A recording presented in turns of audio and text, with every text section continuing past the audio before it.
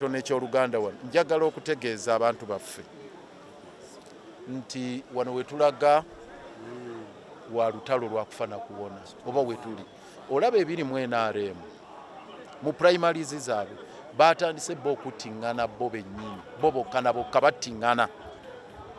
batingana omu ku omu bakubagana bagwangana malaka era batingana naye weebuuze bwe bamala bo kubagana n'okutingana mu election zaabwe ez'omunda mu kibiina ekiddako ki era bazaakaani olaba bo bennyini mu kala zaabwe eza yero beetuusaako ebikolobero ebifaanana we bityo naye we tulaga nga tugenda kubafeesinga nga bafeesinze yero efeesinga colors endala zonna efeesinga bbulu efeesinga anti-purple efeesinga nuupu red efeesinga all of us.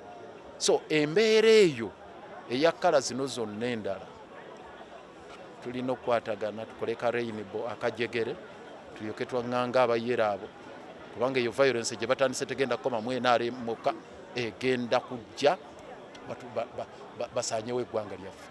So yensonga tulina okukwatagana tulwanire wamu olutabaalo luno. Azeewo ffe nga bwe mugiwulidde ne mu ssemateeka yaffe mwali era n'obukulembeze mu bulabye bwe tutaddewo buli mu federal arrangement oba enteekateeka eya federo tetukyali mu mbeera eyegamba tugibanje bubanja twagala kati tugipracticinge ffe nnyini tugikole munda mu bibiina byaffe kyova olaba nti tugambye nti obuyinza bugenda mu federal states ezo ziwulidde bwe twafunira obwetwaze zaali 15 federal states naye oluvannyuma lwa lw'enzululu ne tooro kingdom okweyawula ne ziwera 16 era bagavana betusoose okuteekawo bali 16 buli omu ng'alina federal state mwava era ffe muwulidde ffe tuli ku federal states kyova olaba ne bino byebagunjawo simanya ne Buganda nayo simanya ne Kampala nayo region eyaawa nga yafuuka dya region mu Kampala ne metropolitan ebyo obisanga walala ffe twagambye Buganda erina territory yaayo Busoga territory yaayo Bukedi Bunyoro Acholi Lango Sebeyi Karamoja Kigezi ezo ze federal states era ne bwogenda ku entrance ya parliament ze ziriwo wali so bino ebya districts 46 bikyamu so tugenze ne ba regional governors abo era bagenda okukola omulimu eyo era tujja kuba ne regional conferences ku regions eyo nga z'amaanyi n'obuyinza tubuzeeyo ku regions zibenga zisobola okusalawo mu regions zaabwe then no ku national level tubitambuze kwe kuba nti ffe abamemba bakuutira obutaluzinga brains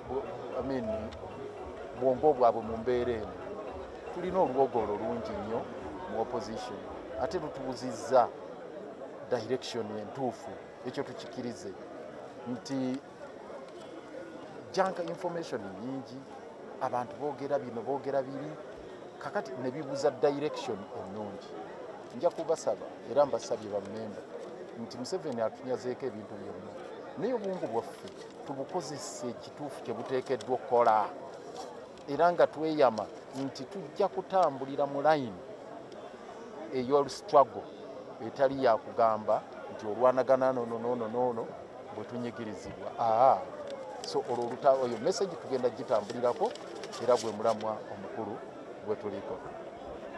But just tell me about the opposition strategy for solidarity against the regime. Yes,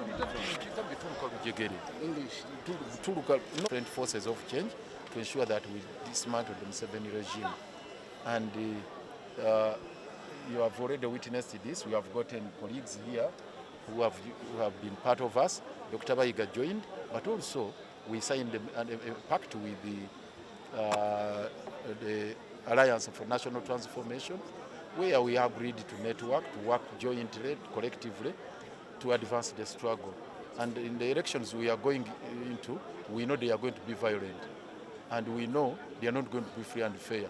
So the very reason we should have concerted efforts. Let me say this. Kamaleyo kino Serugo.